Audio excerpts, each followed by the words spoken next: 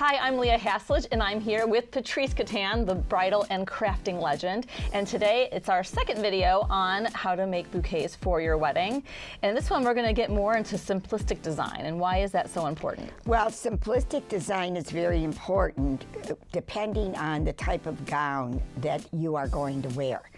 It becomes the major component when you decide what type of bouquet you want to walk down the aisle with. Why is the style of your dress and the bouquet so important to kind of match up? And what should someone look for with that? Let me tell you what you have to look for. You have to look for back through the years. It's a very interesting subject. You will find that from the early 1700s down, you will see some designs that actually came back that you might be wearing.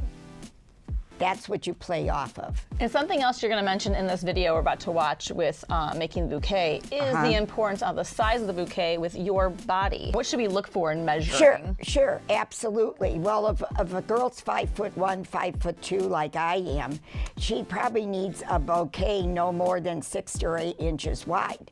How do you know that? Well, by putting it up against the girl, the gown she's wearing, and we'll go further in our design work to be able to guide you to make a good decision, the best decision there is. So the key takeaway is don't let trends dictate your bouquet. No, trends should not dictate times and periods that this certain gown was designed.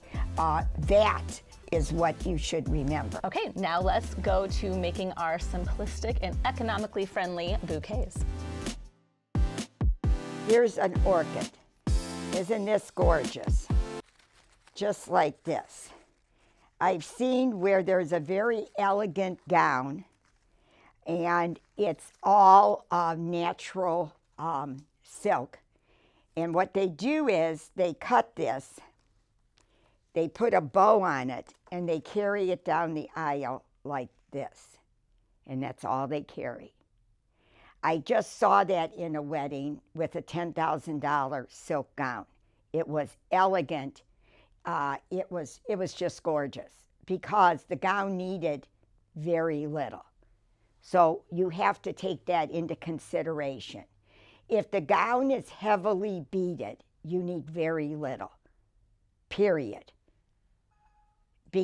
And if the gown, the play is on the fabric, be careful how you address it. Okay, so that's one. Now, also a lot of times they take pieces like this and they bunch them together and they make a small bouquet. They tie it with a ribbon and that's the end of your bouquet. And very simplistic. You could carry it like this. You could carry it like this. Whatever you choose to do, but that's the look that you're looking for. And again, remember something. The height that you are mandates the size of the bow. If you're 5'2", you don't need a bouquet that's 12 inches wide. It overpowers you. So you have to be very careful how you proportion everything that you design. Now we have palm leaves. Let's look at the palm leaves. And let's look at the roses. These can be done in live or silk. What we're going to do is we're going to make more of an orchestrated bouquet that's a little bit larger. And then I'm going to show you something. You're always going to bend, if you're making a bouquet to carry, you're going to bend it, get out of here, bend it forward. We want to see the front of the flowers. You got to remember, these are not live. So we have to work a little bit harder. And the wires that they're using today are so heavy, it takes a bulldozer to cut them. So you got to kind of bend them pretty good. Also, sometimes they come smashed like this. Take your hair blow dryer, blow them, they'll open up. You'll be able to move them around. You got to remember, we worked on a rose many, many years ago that was made out of polyester that you could drip dry. All these are drip dry. Say, for instance, they get dirty after the wedding. Put them under the faucet, wash them good, shake them, lay them down, let them dry. It'll dry like a shirt. That's how it works. Okay, so we've got this.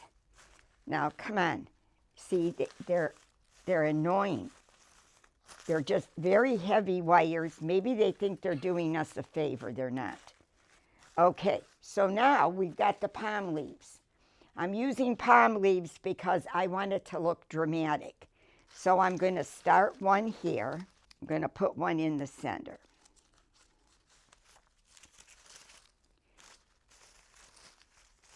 So we give it dimension. We want dimension. If I can get these stupid wires to work. We're going to go around this way.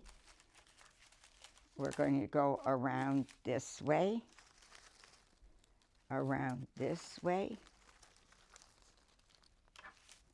and we're going to finish the bouquet off by filling it in with all the greenery. Let's take this out. That was a dumb idea. Let's put it in here. It was hiding my roses. I didn't like it. So we're going to put it behind. Behind here and behind here. And there you go. Now you have a bouquet. Again, you would take a feisty pipe cleaner. You would go around the bouquet. Now we're going to hold this tight. We're going to take our pipe cleaner and we're going to twist this as tight as we can. The tighter, the better. And you can see why I like pipe cleaners. They either got fur and they grab. And when they grab, it works good. Then what I do is I leave them longer, but this is an important thing. I might cut them slightly shorter.